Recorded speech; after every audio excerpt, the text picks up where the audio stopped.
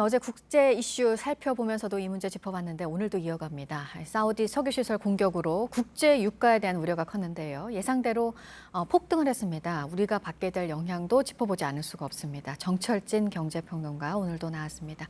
어서 오세요. 네, 안녕하십니까. 네, 서부 텍사스산 원유 브렌트유, 브렌트유 같은 경우에는 장중에 20% 가까이 급등하기도 했는데 결국 마감은 한 15% 가까이 급등해서 마감이 됐어요. 네. 이거 어느 정도 수준인가요? 글쎄요, 근 10년의 최대의 상승폭이죠. 네. 단 하루 만에 이렇게 오르게 된 것이니까요. 말씀하신 대로 사우디아라비아의 두 곳이었습니다.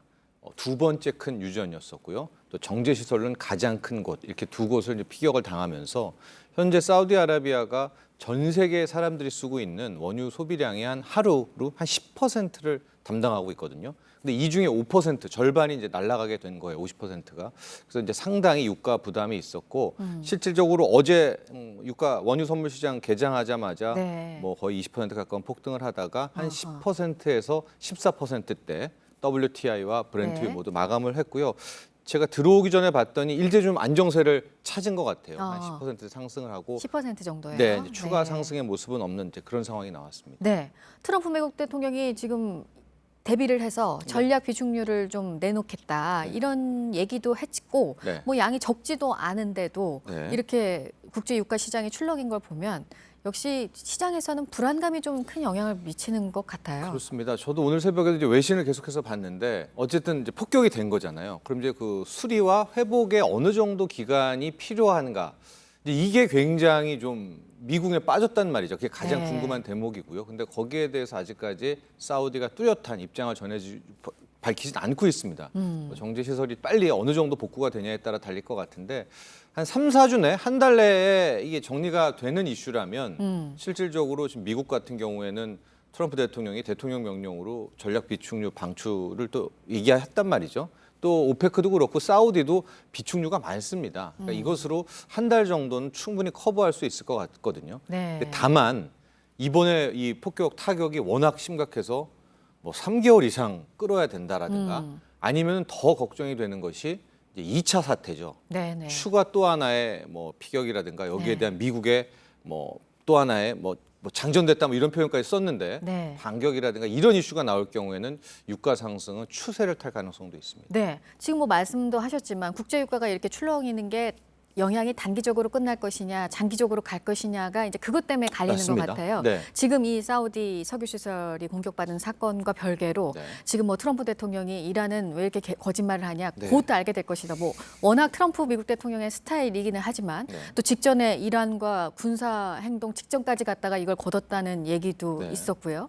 또 다른 충돌이 있게 되면은 이건 또 다른 불안감이 맞습니다. 만들어질 수 있는 거잖아요. 네. 근데 현재 반응들은 트럼프 대통령 입장에서는 실제적인 전쟁을 원치는 않을 가능성이 높다.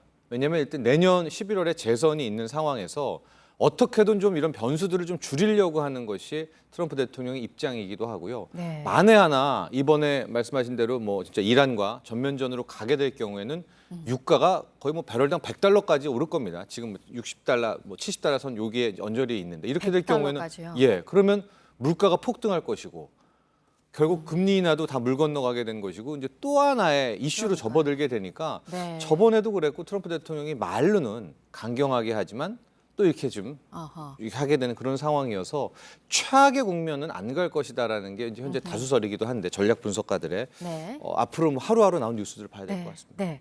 우리나라 얘기를 안 할 수가 네. 없어요. 왜 이렇게 사우디에서 이런 일이 있으면 우리나라가 직격탄을 받게 되는 건가요? 우리나라가 이제 사우디의 수입 비중이 큽니다. 한 30% 안짝이고요. 그간엔 이란산도 많이 수입을 좀 했다가 이제 이란 제재가 다시 걸리면서 많이 축소를 한 그런 상황이기 때문에 만에 하나 이번 사태가 장기화가 될 경우에는 네. 문제가 될 수 있겠죠. 근데 여기에 대해서 당국은 이미 사우디아라비아에 굉장히 중장기적인 이제 수급 계약을 맺었다라는 이야기도 있고 또 우리도 비축유가 있습니다. 그렇기 네. 때문에 이게 이제 단기 이슈로만 잦아든다면 어제에서 오늘 올랐던 한 10%대 유가 급등은 다시 안정세를 찾을 수 있을 것이다. 뭐 이렇게 전망은 하고는 있는데 어찌 됐건 우리나라도 그렇고요. 뭐 대만이라든가 일본이라든가 독일이라든가 이 수출로 성장 엔진을 삼는 국가들은 네. 유가가 오르는 것은 어마어마한 악재들입니다. 이게 비용 부담이 커지기 때문에. 근데 국제 유가의 영향을 한 뭐 2, 3주 뒤에 우리가 받게 되잖아요. 네. 그리고 지난달에 유류세를 한시적으로 내려주는 정책도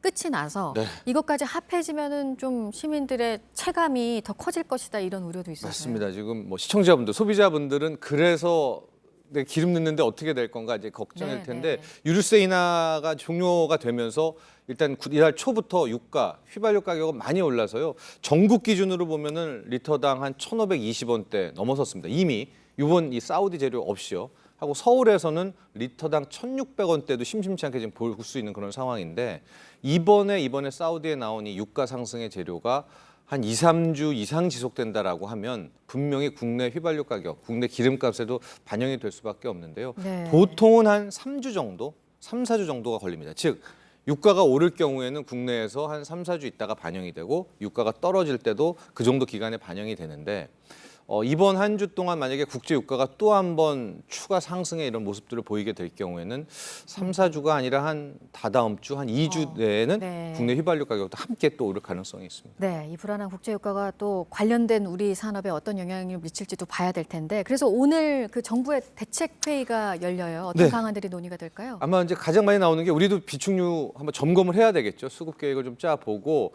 또 사우디에 너무나 30%의 비중이 크다. 그럼 이제 수입선 다변화에 대한 뭐 중장기적인 계획. 만약에 사우디가 문제가 생겼을 때 어디에서 수입할 수 있을까? 여기에 대한 컨틴전시 플랜, 그러니까 비상 계획들에 대한 뭐 시나리오들을 만들고 대비하지 않을까 이렇게 예상합니다. 알겠습니다. 여기까지 듣도록 하겠습니다. 정철진 경제평론가였습니다. 고맙습니다.